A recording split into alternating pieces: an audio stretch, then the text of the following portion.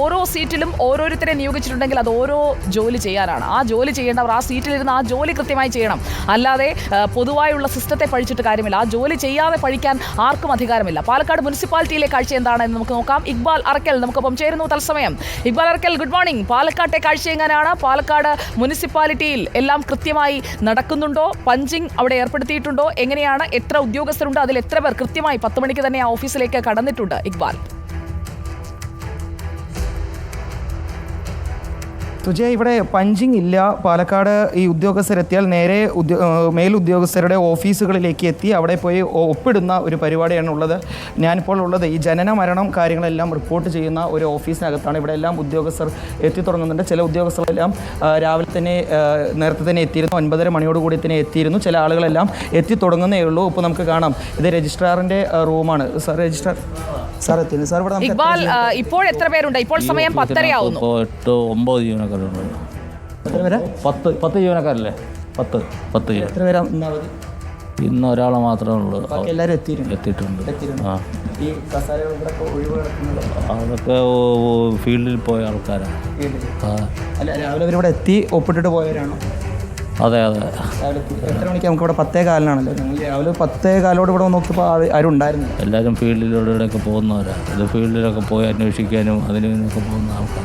ഈ മരണവുമായി ബന്ധപ്പെട്ട കാര്യങ്ങൾ അന്വേഷിക്കാൻ വേണ്ടി പോകുന്നവരാണ്. അതെ, അതിനുവേണ്ടി പോകുന്നത്.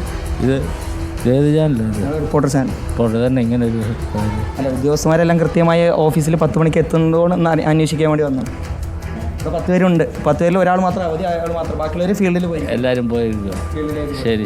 പക്ഷേ ഫീൽഡിലേക്ക് ഉദ്യോഗസ്ഥർ പോയിരിക്കുന്നത് കൊണ്ടാണ് കസാരകൾ ഒഴിവായി കിടക്കുന്നതെന്നാണ് ഇപ്പോൾ രജിസ്ട്രാർ പറയുന്നത്. തൊട്ടപ്പുറത്ത് തന്നെയാണ് പാലക്കാട് നഗരസഭയിൽ തന്നെയുള്ള ഈ നികുതി വിഭാഗവും ഉള്ളത്. അവിടെയാണ് ഏറ്റവും കൂടുതൽ പരാതികൾ സാധാരണഗതിയിൽ ഉയർന്നു കേൾക്കാറുള്ളത്. നിരവധി ആളുകൾ എത്തുമ്പോൾ ഉദ്യോഗസ്ഥർ എത്താത്തതുകൊണ്ട് തന്നെ പ്രശ്നങ്ങൾ ഉണ്ടാവാറുള്ളത് ഈ കാണുന്ന നികുതി വിഭാഗത്തിൻ്റെ അകത്തുള്ള ഓഫീസുകളിലാണ്. ഇപ്പോൾ നമുക്ക് ഈ ഓഫീസിനകത്തേക്ക് ഒരു പക്ഷേ കയറാൻ സാധിക്കും. അവിടെയുള്ളവർക്കൊന്നും ഫീൽഡ് ഡ്യൂട്ടിക്ക് പോകേണ്ട സാഹചര്യം കുറവാണല്ലോ.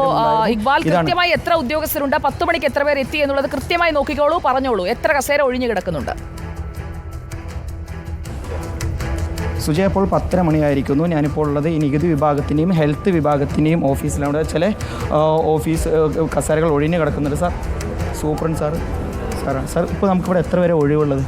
ഇന്ന് അവധിയായിട്ടുള്ളത് ഒരാളാണ്. ഒഴിവായി കിടക്കുന്നത് ഒരാൾ ഒഴിവ്. ഇതിവിടെ ആരുമില്ല. ഒരാൾ ഓടിയാണ്. അവരവിടെ ഹെൽത്ത് സെൻ്ററിൽ വർക്ക് ചെയ്യാണ്. ബാക്കി എല്ലാവരും എത്തിയിട്ട് സുജയ, തൊട്ടുപ്പുറത്ത് തന്നെയാണ് റവന്യൂ സെക്ഷൻ ഉള്ളത്. അവിടെയും ഉദ്യോഗസ്ഥർ ഒരുവിധം എത്തിയിട്ടുണ്ട്. ചില ആളുകൾ മാത്രം ഫീൽഡ് ഡ്യൂട്ടിക്ക് പോയിട്ടുണ്ട്. ബാക്കി എല്ലാ കാര്യങ്ങളും ഓക്കെയാണ്. 9:30 മണിയോടുകൂടി തന്നെ ഉദ്യോഗസ്ഥർ എത്തി തുടങ്ങിയിരുന്നു. ഇപ്പോൾ റവന്യൂ സെക്ഷനാണിത്. ഇവിടെ ചില ഉദ്യോഗസ്ഥർ കസേരകൾ ഒഴിഞ്ഞു കിടക്കുന്നുണ്ട്. അവരെല്ലാം വിവിധ വർക്കുകളിലേക്ക് ഏർപ്പെട്ടതായാണ് മനസ്സിലാക്കാൻ സാധിച്ചിട്ടുള്ളത്. ഏതായാലും പാലക്കാട് മുനിസിപ്പാലിറ്റിയിൽ ഉദ്യോഗസ്ഥരെല്ലാം കൃത്യമായി എത്തിയിട്ടുണ്ട്. ഇക്ബാൽ, അങ്ങനെയാണെങ്കിലും അവിടെ കസേരകൾ ഒഴിഞ്ഞിട്ടുണ്ട്. അവിടുത്തെ കസേരകളിൽ ആളില്ല, പൂർണ്ണമായും ആളില്ല എന്നുള്ളത് അവിടെ കാണാൻ കഴിയും.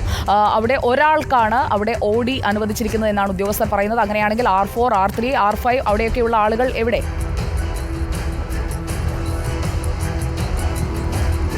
ഉദ്യോഗസ്ഥരെല്ലാം ഇവിടെ നമ്മൾ ഈ റവന്യൂ വിഭാഗത്തിൻ്റെ സൂപ്രണ്ട് ഓഫീസിനകത്താണുള്ളത്. സാർ, ഇവിടെ എത്ര പേരപ്പോൾ നമുക്ക് നിലവിൽ ജീവനക്കാർ? എനിക്ക് മാധ്യമങ്ങളോട് സംസാരിക്കാൻ സാധിക്കില്ല. സെക്രട്ടറി സംസാരിക്കാം. ചില കസേരകൾ ഒഴിഞ്ഞു കിടക്കുന്നുണ്ട്. അത് അന്വേഷിക്കാൻ വേണ്ടി വന്നു. പ്ലീസ്, സെക്രട്ടറിയോട് സംസാരിച്ചോളൂ. അല്ല, ആരെങ്കിലും അവധി എന്തെങ്കിലും നൽകിയിട്ടുണ്ടോ? ഉണ്ട്. പ്ലീസ്, എനിക്ക് മാധ്യമങ്ങളോട് എനിക്ക് സംസാരിക്കാൻ സാധിക്കില്ല. പ്ലീസ്, സെക്രട്ടറിയോട് സംസാരിക്കും. സെക്രട്ടറി സാർ വന്നിട്ടില്ല, അതുകൊണ്ടാണ്. പ്ലീസ്, ദയവ് ചെയ്തിട്ട് എന്നെ ഭക്ഷണത്തിലാകരുത്. അദ്ദേഹത്തെ ബുദ്ധിമുട്ടിക്കേണ്ട. അദ്ദേഹം പറഞ്ഞതാണ് ഇക്ബാൽ, ഇതിലെ ന്യൂസ് പേക്ക് എന്ന് പറയുന്നത് അദ്ദേഹം പറഞ്ഞതാണ്.